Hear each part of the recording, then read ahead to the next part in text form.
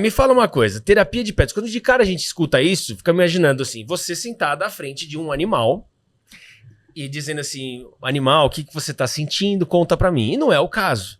Então deixa eu entender. Depois a gente vai entrar mais a fundo em cada um dos detalhes.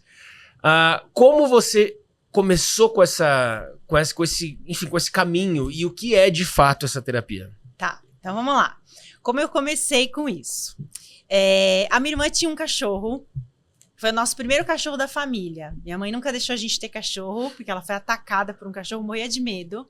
E a minha irmã tinha um bulldog. O Fio era muito bonzinho, muito quietinho, até a separação da minha irmã. Quando a minha irmã se separou, ele mudou de comportamento. Ele começou a ser um cachorro extremamente agressivo. Então, todo mundo chegava na casa da minha irmã, ele atacava. Ele gritava o dia inteiro, tanto é que a minha irmã tinha mudado para um apartamento e até chegaram a denunciar ela de maus tratos, porque achavam que ela batia no cachorro. E ela já tinha tentado de tudo, assim, dar bronca, levar mais para passear, e nada dava resultado. E um dia ela me ligou e ela falou assim para mim, você precisa me ajudar. Eu já trabalhava como terapeuta há 15 anos, mas eu nunca tinha trabalhado com um bicho. E ela falou assim, você tem que me ajudar com esse processo dele, porque eu não sei mais o que fazer. E aí, eu falei pra ela, putz, mas o que eu vou fazer com ele? E eu lembrei de muitas coisas que eu trabalhava com humano para questões comportamentais. Às vezes eu tinha cliente que me relatava alguma coisa com um filho que estava muito agressivo, tudo. Eu falei, eu vou tentar fazer a mesma coisa. Tentei fazer assim um trabalho meio intuitivo e me veio na cabeça imprimir um papel com a figura de um cachorro e eu peguei uns cristais, que é algo que eu adoro trabalhar, e eu fui pegando cristais que poderiam acalmar ou mudar esse comportamento e eu pus em cima de uma folha. Isso na presença do cachorro, não? À distância. À distância. A gente estava meio que na pandemia, assim. Tá. Eu tava começando a entrar a pandemia. E eu fiz isso de casa, a minha irmã na casa dela. Eu falei, como eu posso te ajudar? Imprimi, peguei uns cristais e coloquei lá. E aí, eu tava fazendo um trabalho, assim, essas coisas de estudo de pandemia, assim, de processo de intuição, processo de comunicação. E eu tentei fazer esse processo com ele. E eu percebi muito, assim, uma energia como se tivesse uma proteção muito excessiva. E aí eu perguntei pra minha irmã, eu falei, você pediu pra ele te proteger alguma vez? Aí ela falou, sim, muitas vezes durante o processo da separação. Eu me sentia muito triste, muito desprotegida, e eu abraçava ele e pedia pra ele me proteger. E naquele momento eu falei, ele tá fazendo exatamente esse papel. Ele tá bravo porque ele tá percebendo a insegurança, a instabilidade emocional da minha irmã. Peguei outros cristais que trabalhavam esses processos e botei nesse papel. Passaram-se 2 dias, a minha irmã me ligou e falou, o que você fez? Eu falei, eu fiz o que eu te mandei de foto, aquele papel com os cristais. Ela falou, porque o Fio parou de ser agressivo e parou de gritar. Aí eu falei, sério? Que coisa! Eu comecei a perceber um movimento muito rápido. Eu falei, aí tem alguma coisa. E comecei assim a procurar algumas pessoas que tinham alguns processos com animais e comecei a fazer o mesmo trabalho e os resultados eram muito rápidos e muito positivos. Nesse meio tempo eu falei, vou meio entrar nesse processo todo, vou começar a estudar, vou ver se tem alguém que fala sobre isso. E eu achei o processo de constelação sistêmica veterinária. Tem? Tem. Onde você constela o animal para entender o que está acontecendo na família que ele foi inserido. Nossa, tá. E aí eu comecei a fazer esse curso e eu comecei a entender que o pensamento que eu tive com a minha irmã era o pensamento da constelação. Que o animal vai refletir no seu comportamento ou no seu físico o desequilíbrio daquele tutor. E aí eu fiz um pouco desse curso, porque eu comecei a ficar meio apaixonada com isso. E falei, agora eu vou entrar de cabeça nisso. Entrei na faculdade de veterinária. Pra que entender legal, o claro, processo, entender de fato o animal. O animal, né? Até para entender de onde sai essa somatização, qual é o movimento fisiológico dessa somatização. E aí bateu o horário da faculdade com o meu curso de constelação e eu parei o curso de constelação. Só que eu ainda fazia um trabalho que era só com animal. E eu percebia que existia uma porcentagem de alcance, mas que faltava alguma coisa. E aí eu comecei a incluir... De alcance de resultado com o próprio, tá. E aí eu comecei a incluir o trabalho com o tutor.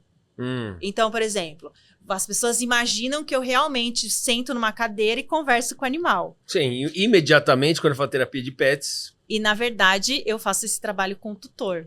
Que eu preciso saber qual é o desequilíbrio, o que está acontecendo naquele lugar onde esse animal vive, para poder entender essa somatização e converter essa somatização em alguma emoção. E por conta de você ter feito veterinária, então, existe também muita coisa assim, que se diz das raças, das diferentes raças de animais, né? Aliás, é raça que fala? Não, é raças, né? Dos cachorros, etc. E não só cachorros, imagino eu, que você também trabalha com outros. Tudo. É verdade que, por exemplo, o Doberman fala, tem aquele mito que crescia o cérebro mais que a cabeça, ficava maluco, o Pitbull tem muita raiva, e assim por diante. Tem a ver isso com a característica de cada raça ou não? Qualquer cachorro, se você trabalhar bem essa questão, ele não tem a mesma... Na verdade, cada cachorro vai ter uma característica, isso é um DNA, isso é uma mudança genética, então ele vai ter uma característica comportamental. Então, por exemplo, eu tenho 4 Spitz. Então, não adianta eu querer que ele fique quieto. Ele é um cachorro de alerta. Então, ele vai me alertar a qualquer movimento, a qualquer barulho. Então, eu tenho que respeitar a natureza desse animal.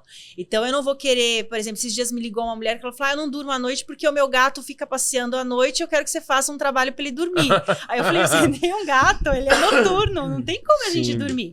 Então, a gente sempre vai respeitar essa característica dele, né? De uma espécie, de um determinado fator. Mas... em geral, sempre a gente vai alcançar um resultado. E aí, você vivenciou isso, teve resultado com o cachorro da sua irmã. Vamos falar sobre essa absorção que os animais têm da nossa energia. No caso dela, foi uma separação. Em momentos que a gente está triste, em momentos que a gente está em depressão e várias coisas que o ser humano sente, o dono do cachorro, ou o dono do animal, qualquer que seja o animal... isso como é que é passado? Como é que o animal começa a sentir isso? E daria para blindar o animal para não sentir isso? Bom, o animal tem centro energético igual a gente. Então, ele é absorvido através de um centro energético específico que a gente chama de Manipura Chakra, que é o que conhecemos também como plexo solar, tá? Que é o terceiro chakra. Esse chakra ele tem a conexão com o de fora. Então, ele vai ter essa conexão com o tutor, com a família ou com outros animais que convivem naquela casa.